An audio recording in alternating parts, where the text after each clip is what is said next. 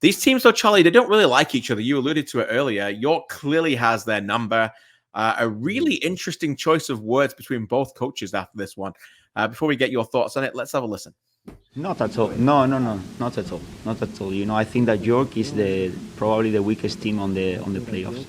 Probably they are the weakest team. They don't have so many tools, and the way and the proposal of their football make them be a team that in normal circumstances we have to win them. I'm an elegant, professional, mature. I have 250 games in First Division all over the world. I'm not going to get into this conversation with, what's the name? Carlos, because I don't know his view about the situation. He has all the right to say about our team. I think 7-2 is the 3 games we beat them in this season. 7-2 is the score, the global score. So imagine if we were not weak. But my father taught me that the opinions of others don't determine who we are and what we are. He has his opinion, and well, it's fine. I don't have an opinion.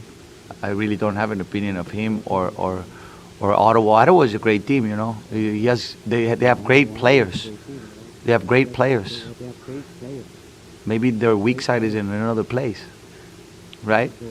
So that's about it. I don't really care what he says about our team. He must concentrate on his team.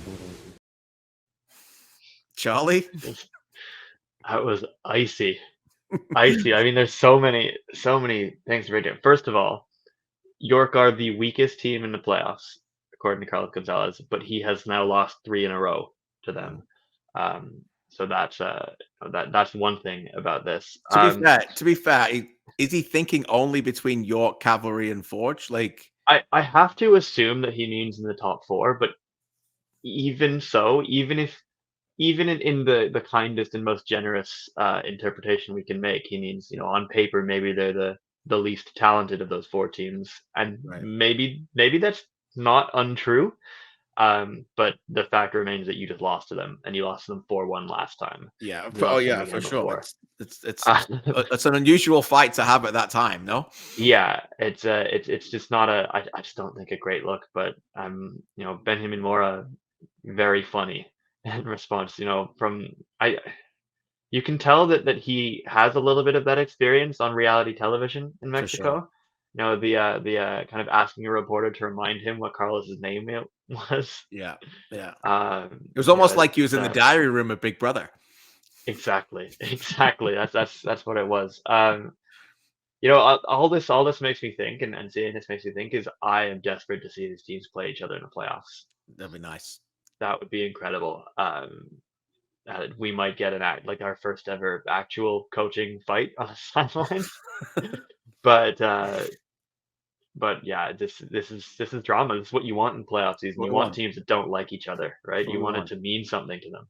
Yeah, look, it's that time of year, right? These teams have played each other a lot. They're sick of seeing each other. They keep getting beat up by different things. And as producer Benedict Rhodes extraordinaire said and answered our question, Ottawa were top of the league all the way from week 4 to week 17. And at one point in the league, they had a 7-point gap. And now coming into Saturday's week 27, they could be 4th. We'll keep an eye on that.